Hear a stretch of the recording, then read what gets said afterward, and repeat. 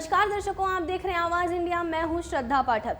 महाराष्ट्र में सिंधुदुर्ग के मालवण से छत्रपति शिवाजी महाराज स्मारक मामले पर सियासत गरमाई हुई है। प्रधानमंत्री मोदी ने आज महाराष्ट्र में पालघर में शिलान्यासीय एक कार्यक्रम में हिस्सा लिया। कार्यक्रम में संबोधन के दौरान पीएम मोदी ने स्मारक मामले पर माफी मांगी। अपने संबोधन के दौरान इस वाक्य का जिक्र किया और मंच से हाथ जोड़कर सिर झुकाते हुए कहा कि शिवाजी की प्रतिमा गिरने पर सिर झुकाकर माफी मांगता हूं। आज इस कार्यक्रम की चर्चा करने से पहले मैं अपने हृदय के भावों को व्यक्त करना चाहता हूं। जब 2013 में भारतीय जनता पार्टी ने मुझे प्रधानमंत्री पद के उम्मीदवार के रूप में निश्चित किया, तो मैंने सबसे पहला काम किया था रायगढ़ के किले पर जाकर के छत्रपति शिवाजी महाराज की समाधि के सामने बैठ करके प्रार्थना की थी।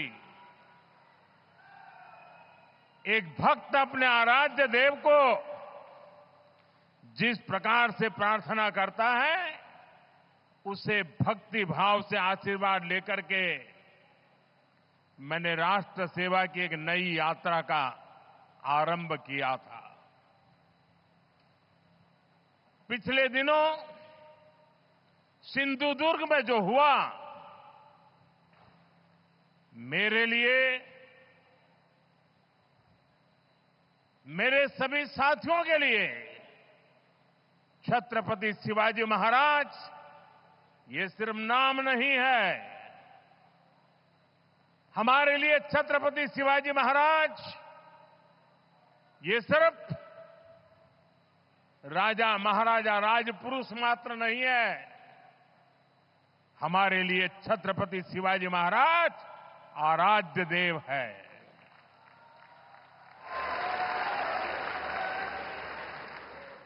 और मैं आज सर झुका करके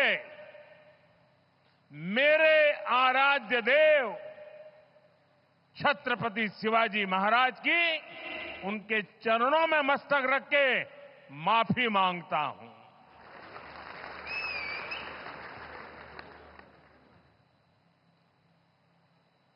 हमारे संस्कार अलग है।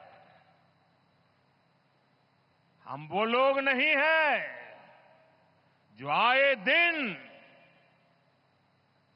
भारत मां के महान सपूत, इसी धरती के लाल वीर सावरकर को अनाप शनाप गालियां देते रहते हैं, अपमानित करते रहते हैं, देशभक्तों की भावनाओं को कुचलते हैं। उसके बावजूद भी वीर सावरकर को गालियां देने के बावजूद भी माफी मांगने को जो तैयार नहीं है, अदालतों में जाकर के लड़ाई लड़ने को तैयार है, लेकिन इतने बड़े महान सपूत का अपमान करके जिनको पश्चाताप नहीं होता है, महाराष्ट्र की जनता उनके संस्कार को अब जान ले।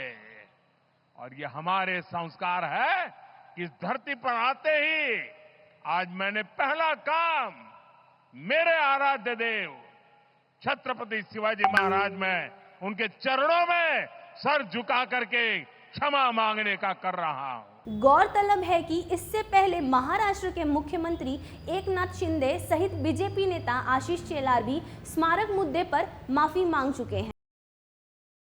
वीडियो जर्नलिस्ट शिवाजी काले के साथ अंजनी कुमार मिश्रा की रिपोर्ट।